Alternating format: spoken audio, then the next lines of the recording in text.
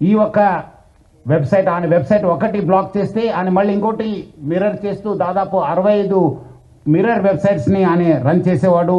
ఆయన ఒక మొత్తం ఆయనని ఇన్వెస్టిగేట్ చేసిన తర్వాత ఆయన దగ్గర ఉన్న హార్డ్ డిస్క్ అంతా రికవర్ చేసిన తర్వాత దాదాపు 21,000 సినిమాస్ ఆయన హార్డ్ డిస్క్లో పెట్టడం జరిగింది.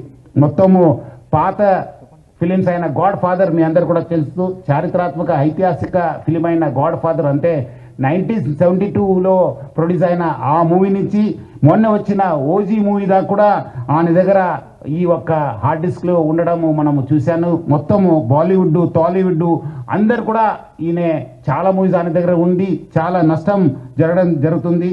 అదేవిధంగా ఆయన ఇప్పటిదాకా ఒక 20 crores సంపాదన చేశారని చెప్పి ఆయన వెల్లడించారు. మనం దాంట్లో 3 కోట్ల రూపాయలు మనము సీజ్ చేయడం జరిగింది. అది ఇంకా మనం ఆయన ఫైనాన్షియల్ డీటెయిల్స్, ఆయన మనీ లాండరింగ్ ప్లస్ ఏం చేశారు, ఎక్కడెక్కడ చేశారు, ఈ ర్యాకెట్లో మొత్తం ఏముందని తెలుసుకోవడానికి ఆయన పోలీస్ కస్టడీ కూడా మనం అడగడం జరిగింది. అది వచ్చిన తర్వాత కూడా ఇంకా మనము ఆయన దగ్గర ఉన్న విషయపైన మనం రాపట్టుకోవడానికి మా వంతు కృషి చేయడం జరుగుతుంది.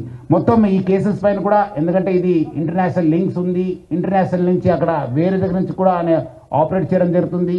సో ఆయన దగ్గర నుంచి కూడా మనము ఇన్ఫర్మేషన్ రాబట్టుకోవాలి. అందుకు మనము సిబిఐ మళ్ళీ ఎన్ఫోర్స్మెంట్ డైరెక్టర్ అధికారులను కూడా మనము అప్రమత్తం చేయడం జరుగుతుంది.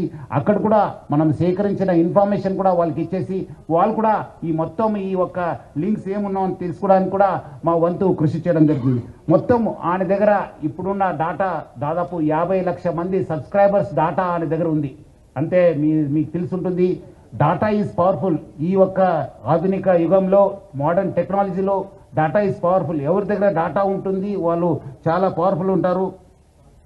ఆ డాటా ఆయన కలెక్ట్ చేయడంతో ఆయన అన్ని కూడా సైబర్ క్రైమ్స్కి లేదంటే ఏదో ఒక క్రైమ్కి అది గురి అయ్యే అవకాశం ఎక్కువ ఉంది. ఎందుకంటే piracy it self is illegal. ఎందుకంటే పైరసీ అనేది ఇల్లీగల్. ఎవరు కూడా ఈ పైరసీ మూవీస్ ప్రమోట్ చేయడం కానీ చూడడం కానీ కూడా ఇల్లీగల్. సో చాలా మంది ఏదో రకరకాలు అనుకుంటారు, ఏదో మనం చూస్తున్నాం కాదని చెప్పి, బట్ లేదు, వెనక ఒక పెద్ద ర్యాకెట్ ఉందని చెప్పి ప్రజలందరూ కూడా అర్థం చేసుకోవాలి. ఈ అన్ని కూడా మీ డాటా అంతా డార్క్ వెబ్లో లేదంటే ఏదో ఒక వెబ్లో మీకు అవైలబుల్ ఉంటున్నావు.